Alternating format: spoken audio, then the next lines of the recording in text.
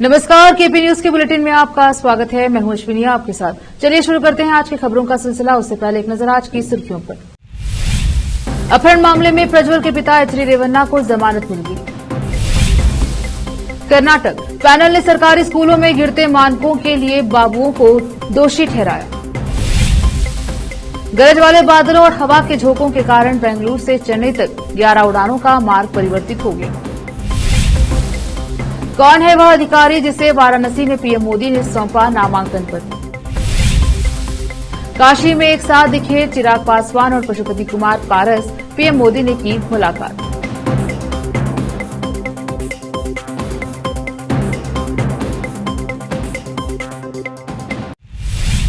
समाचारों का सिलसिला शुरू करते हुए देखते हैं समाचार विस्तार से। पहले समाचार स्थानीय। बेंगलुरु में निर्वाचित प्रतिनिधियों के लिए एक विशेष अदालत ने सोमवार 13 मई को जनता दल सेक्युलर नेता और होले नरसिंहपुर विधायक एचडी रेवन्ना को उनके बेटे और हसन सांसद प्रज्वल रेवन्ना के खिलाफ यौन शोषण के आरोपों के संबंध में कथित अपहरण के मामले में जमानत दे दी। वह 4 मई को गिरफ्तार किया गया था। रेवन्ना के बेटे और हासन के सांसद प्रज्वल रेवन्ना द्वारा लगाए गए यौन शोषण के आरोपों की जांच कर रही विशेष जांच टीम द्वारा जमानत 5 लाख रुपए के मुचलके पर दी गई। जमानत की शर्तों के अनुसार रेवन्ना को मैसूर के केआर नगर में प्रवेश करने से रोक दिया गया है, जहां पीड़िता रहती थी। 3 मई को मैसूर में एक शिकायत दर्ज की गई थी, जहां एक 20 वर्षीय व्यक्ति ने रेवन्ना पर उसकी मां का अपहरण करने का आरोप लगाया था, जिसका प्रज्वल ने कथित तौर पर यौन शोषण किया था। रेवन्ना ने बेंगलुरु की एक अदालत में अग्रिम जमानत के लिए याचिका दायर की थी, लेकिन उसे 4 मई को खारिज कर दिया गया था। इसके बाद उन्हें उसी दिन गिरफ्तार किया गया। शिकायतकर्ता की मां को 4 मई को बचाया गया, जिसके बाद उन्होंने एसआईटी के सामने बयान दर्ज कराया, जिसमें आरोप लगाया गया कि प्रज्वल रेवन्ना ने उनके साथ बलात्कार किया था। 28 अप्रैल को एक 47 वर्षीय महिला ने एचडी रेवन्ना और प्रज्वल के खिलाफ शिकायत दर्ज कराई और उन पर उसका और उसकी बेटी का यौन उत्पीड़न करने का आरोप लगाया, जो उनके घर में घरेलू कामगार थी। शिकायत के अनुसार रेवन्ना और प्रज्वल दोनों ने विभिन्न बहानों से अपने घर में महिला श्रमिकों का यौन उत्पीड़न किया। प्रज्वल कथित तौर पर जब महिला की बेटी घर पर होती थी तो वह उसे वीडियो कॉल करता था और अभद्र भाषा का इस्तेमाल कर उसे परेशान करता था। कर्नाटक निजी स्कूल प्रबंधन शिक्षण और गैर शिक्षण कर्मचारी समन्वय समिति के पीएमटीसीसी ने सोमवार को आयोजित एक संवाददाता सम्मेलन के दौरान आरोप लगाया कि राज्य में शिक्षा अधिकारियों के गैर जिम्मेदाराना रवैये के कारण प्राथमिक और माध्यमिक शिक्षा की गुणवत्ता खराब हो गई है। यह एसएसएलसी बोर्ड कक्षा 10 के परिणामों में रिकॉर्ड निम्न स्तर का अनुसरण करता है। 9 मई को कक्षा 10 के लिए एसएसएलसी परिणाम घोषित किए गए, जिसमें कुल उत्तीर्ण प्रतिशत 73.40 था, जो पिछले 4 वर्षों में सबसे कम है। समिति के सदस्यों ने टिप्पणी की कि सीखने के मानकों में गिरावट सुधार के लिए प्रभावी दिशा निर्देशों की कमी के कारण है। सुधार के लिए प्रभावी दिशा निर्देश दिए बिना निजी गैर सहायता प्राप्त स्कूलों पर सख्त नियम लागू किए जाते हैं, जबकि सरकार द्वारा संचालित स्कूलों में समान मानक लागू नहीं किए जाते।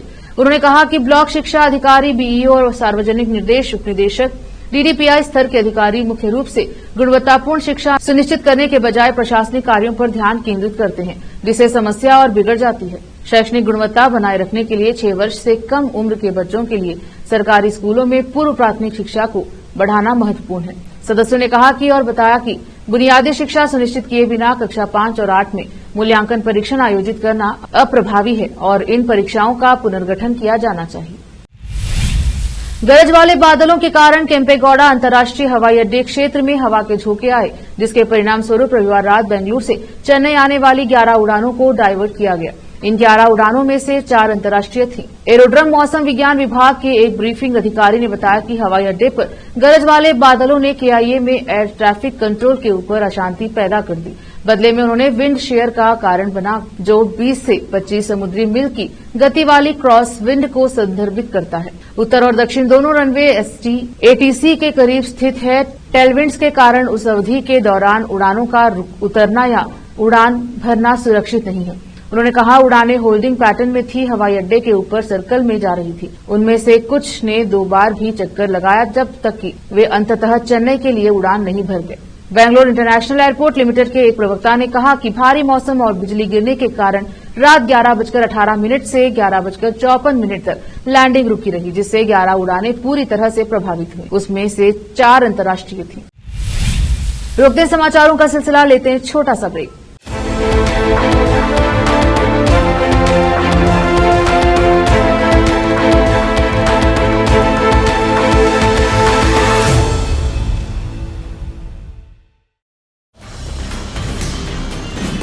हिंदुस्तान के हर कोने में हम हैं मौजूद। 24 घंटे हालात पर गहरी नजर, खबरों से जुड़े चुपते सवालात, और आपको दिखाता है धार्मिक, सामाजिक, राजनीतिक, लोकल और इंटरनेशनल न्यूज की सबसे बेहतर कवरेज, जो आपको रखती है हर पल बाखबर।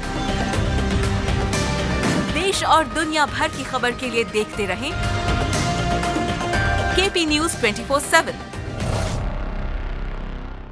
ब्रेक के बाद स्वागत है आपका। देखते हैं समाचार। भारत में लोकसभा चुनाव 2024 के तहत 4 चरणों के चुनाव समाप्त हो चुके हैं। अब आने वाले दिनों में 3 फेज के लिए और वोटिंग होगी। इसी बीच मंगलवार को प्रधानमंत्री मोदी ने उत्तर प्रदेश की वाराणसी लोकसभा सीट से अपना नामांकन दाखिल कर दिया है। पीएम मोदी का नामांकन किसी भव्य समारोह की तरह दिखा। भाजपा और एनडीए के तमाम दिग्गज नेताओं का वाराणसी में जमावड़ा हुआ। इसी बीच इस बात पर चर्चा जारी है कि वह अधिकारी कौन है जिसे पीएम मोदी ने वाराणसी में अपना नामांकन पत्र सौंपा है। आइए जानते हैं इस अधिकारी के बारे में कुछ खास बातें। पीएम मोदी ने जिस अधिकारी को अपना नामांकन पत्र सौंपा वह और कोई नहीं बल्कि वाराणसी के डीएम एस राजलिंगम है। आईएएस अधिकारी एस राजलिंगम वर्तमान में वाराणसी के डीएम जिलाधिकारी के पद पर तैनात है। नवंबर 2022 में राजलिंगम को वाराणसी का डीएम नियुक्त किया गया था। इससे पहले वह यूपी के कुशीनगर जिले के डीएम पद पर कार्यरत थे। आपको बताते चले कि चुनाव के दौरान जिले के कलेक्टर को ही मुख्य निर्वाचन अधिकारी माना जाता है। देश भर में लोकसभा चुनाव का माहौल चल रहा है और 4 चरणों का चुनाव संपन्न होने के बाद अब रणनीतिक सरगर्मी अपने चरम पर है। देश में अभी 3 चरणों का चुनाव होना बाकी है। इसी बीच पीएम मोदी ने आज वाराणसी में अपना नामांकन दाखिल किया है। पीएम मोदी ने नामांकन दाखिल करने के बाद एनडीए के घटक दलों के प्रमुख नेताओं के साथ मुलाकात की। इस मुलाकात में खास बात यह भी रही कि बिहार में कभी एक साथ चुनाव लड़ने वाले और फिर बाद में पारिवारिक फूट के बाद अलग होने वाले चिराग पासवान और पशुपति कुमार पारस एक साथ दिखे। दरअसल नामांकन के बाद पीएम मोदी ने अपने सहयोगी दलों से मुलाकात की। पीएम के साथ भी सभी नेताओं की मुलाकात का एक वीडियो भी सामने आया है। इस वीडियो में राष्ट्रीय लोक जनशक्ति पार्टी के अध्यक्ष पशुपति कुमार पारस और लोक जनशक्ति पार्टी रामविलास के अध्यक्ष चिराग पासवान ने एक साथ पीएम मोदी से मुलाकात की। मुलाकात के दौरान दोनों ही नेता एक दूसरे के पास खड़े नजर आए। वहीं पीएम मोदी ने दोनों नेताओं से मुलाकात की। बता दें कि पीएम मोदी ने मुलाकात करने वालों में अन्य कई दलों के नेता भी शामिल थे। इसमें दक्षिण भारत के राज्यों से लेकर उत्तर भारत के कई प्रमुख क्षेत्रीय दलों के नेता मौजूद रहे। मध्य प्रदेश में लाडली बहन योजना के तहत हर पात्र महिला को 1250 की बजाय 3000 रूपये मिलेंगे। इस योजना की शुरुआत करने वाले शिवराज सिंह चौहान ने खुद यह बात कही है। शिवराज सिंह चौहान ने मध्य प्रदेश का मुख्यमंत्री रहते हुए यह योजना शुरू की थी।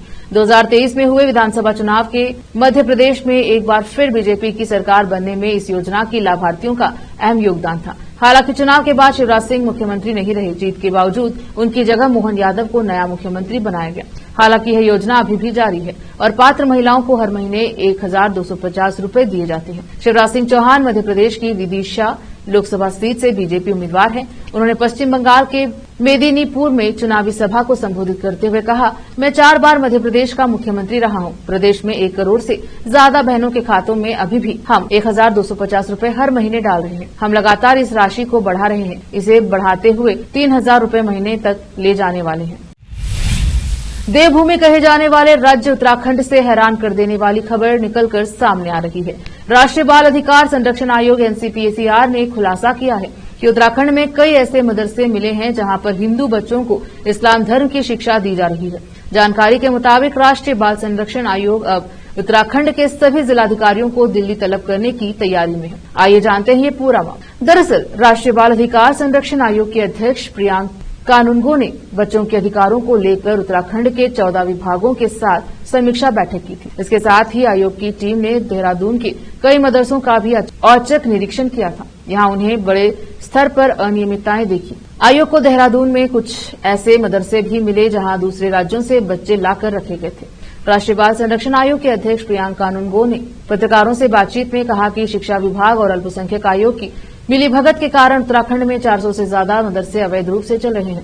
उन्होंने बताया कि आयोग ने जो भी अनियमितताएं मिली उन पर अपना रुख साफ कर दिया है। इन मदरसों पर आयोग की ओर से कार्यवाही की जाएगी। लोकसभा चुनाव 2024 अब धीरे धीरे समाप्ति की ओर बढ़ रहा है। बीते सोमवार को लोकसभा चुनाव के चौथे फेज के लिए वोटिंग संपन्न हो गई है।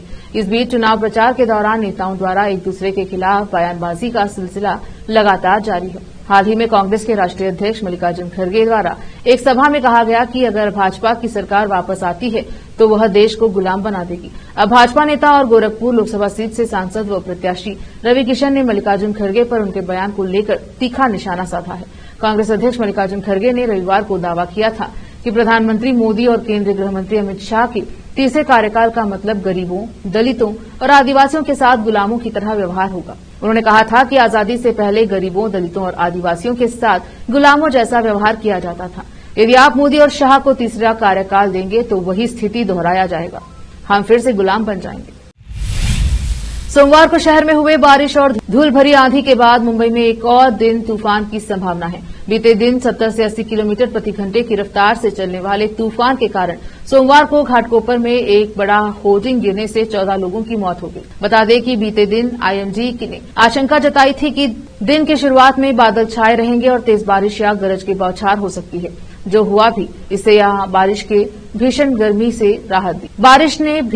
से राहत दी तो वहीं शहर भर में पेड़ गिरने, जलभराव और ट्रैफिक जाम की समस्याएं सामने आई, जिससे बड़ी दुर्घटनाएं हुई। आईएमडी के मुताबिक आज यानी 14 मई को भी कुछ समय के लिए ऐसी घटना की स्थिति होने की उम्मीद है। बता दें कि सोमवार दोपहर को मुंबई, ठाणे और आसपास के इलाकों में धूल भरी आंधी, बिजली, तेज हवाएं और गरज के साथ बारिश हुई। तेज हवा के कारण मुंबई के घाटकोपर इलाके में होर्डिंग कोलैप्स हो गई। घाटकोपर इलाके में होर्डिंग कोलैप्स की घटना में 14 लोगों की मौत हो चुकी है। घटनास्थल से एनडीआरएफ, बीएमसी और पुलिस प्रशासन की 47 लोगों को बाहर निकाला। वहीं इस घटना पर महाराष्ट्र के मुख्यमंत्री एकनाथ शिंदे और उप मुख्यमंत्री देवेंद्र फडणवीस दोनों ने घटनास्थल का जायजा लिया और मृतकों के परिजनों को 5 लाख रुपए की मदद राशि देने की घोषणा की। इसके अलावा घटना की हाई लेवल जांच के आदेश दिए गए हैं।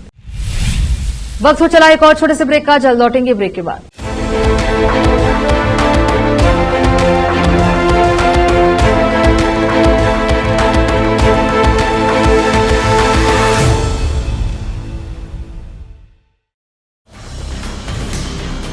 हिंदुस्तान के हर कोने में हम हैं मौजूद। 24 घंटे हालात पर गहरी नजर, खबरों से जुड़े चुपते सवालात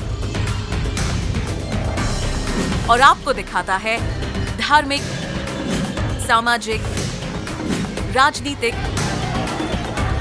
लोकल और इंटरनेशनल न्यूज की सबसे बेहतर कवरेज, जो आपको रखती है हर पल बाखबर।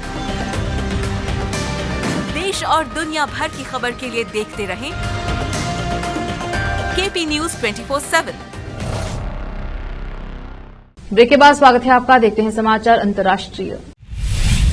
रूस यूक्रेन युद्ध के 2 वर्ष से अधिक बीत जाने पर आखिर अब क्या कुछ बड़ा होने वाला है, जिसे लेकर दुनिया के बड़े देशों के बीच हलचलें तेज होती नजर आ रही हैं। रूस से लगातार युद्ध में पिछड़ रहे यूक्रेन के हालात को देखते हुए और तमाम आशंकाओं को मद्देनजर अमेरिका के विदेश मंत्री एंटनी ब्लिंकन एक अघोषित राजनयिक मिशन के तहत मंगलवार को यूक्रेन पहुंच गए हैं। इससे यह अनुमान लगाया तेज हो गया है कि यूक्रेन और रूस के बीच युद्ध कुछ और घातक स्थिति में पहुंच सकता है। वहीं दूसरी ओर अमेरिका विदेश मंत्री के कीव पहुंचने के बाद रूसी राष्ट्रपति पुतिन ने 2 दिनों की बीजिंग यात्रा पर चीन जाने का ऐलान कर कई बड़ी आशंकाओं को जन्म दिया है। फिलहाल यूक्रेन पहुंचने के बाद ब्लिंकन ने और उन्होंने कीव को आश्वस्त किया है कि अमेरिका उसके साथ है। रूस की ओर से बढ़ते हमलों से बचाव के लिए यूक्रेन संघर्ष कर रहा है। यूक्रेन को विलंबित विदेशी सहायता को अमेरिका संसद की ओर से मंजूरी मिलने के 1 महीने से भी कम समय में ब्लिंकन यात्रा पर पहुंचे थे। यह सहायता यूक्रेन को दी जाने वाली 60 अरब अमेरिकी डॉलर से अलग है। इसका अधिकांश हिस्सा बुरी तरह से नष्ट हो चुके तोपखानों और वायु रक्षा प्रणालियों को नए सिरे से खड़ा करने पर खर्च किया जाएगा। इस दौरान वह यूक्रेन की रक्षा और दीर्घकालिक सुरक्षा के लिए बाइडेन प्रशासन की प्रतिबद्धता को रेखांकित करेंगे। पाकिस्तान के कब्जे वाले कश्मीर यानी कि पीओके में बगावत की आग और तेजी से भड़कती नजर आ रही है। यहां गेहूं के आटे, बिजली की ऊंची कीमतों और ज्यादा टैक्स के खिलाफ शुरू की गई पूर्ण हड़ताल सोमवार को चौथे दिन भी जारी रही, जिसके चलते पाकिस्तान की सरकार को क्षेत्र में बढ़ती अशांति को खत्म करने के लिए तत्काल 23 अरब रुपए आवंटित करने पड़े। हालांकि क्षेत्र में हालात तब और खराब हो गए जब पैरामिलिट्री फोर्स पाकिस्तान रेंजर्स के जवानों प्रदर्शनकारियों पर गोलियों की बौछार कर दी। रिपोर्ट्स के मुताबिक इस घटना में कई प्रदर्शनकारियों की जान चली गई। विवादित क्षेत्र में शनिवार को पुलिस और मानवाधिकार आंदोलन के कार्यकर्ताओं के बीच झड़प हुई, जिसमें कम से कम एक पुलिस अधिकारी की मौत हो गई और 100 से अधिक लोग घायल हो गए। रिपोर्ट्स के मुताबिक घायलों में ज्यादातर पुलिसकर्मी थे। शुक्रवार को पूर्ण हड़ताल करने से जनजीवन ठप हो गया। उन्होंने प्रदर्शनकारियों और क्षेत्रीय सरकार के बीच गतिरोध समाप्त होने के बाद क्षेत्र के लिए तत्काल 23 अरब रुपए प्रदान करने को सोमवार को मंजूरी दी। फिर से एक नजर आज की सुर्खियों पर। अपहरण मामले में प्रज्वल के पिता एचडी रेवन्ना को जमानत मिल गई। कर्नाटक पैनल ने सरकारी स्कूलों में गिरते मानकों के लिए बाबुओं को दोषी ठहराया। गरज वाले बादलों और हवा के झोंकों के कारण बेंगलुरु से चेन्नई तक 11 उड़ानों का मार्ग परिवर्तित हो गया। कौन है वह अधिकारी जिसे वाराणसी में पीएम मोदी ने सौंपा नामांकन पत्र? काशी में एक साथ दिखे चिराग पासवान और पशुपति कुमार पारस, पीएम मोदी ने की मुलाकात।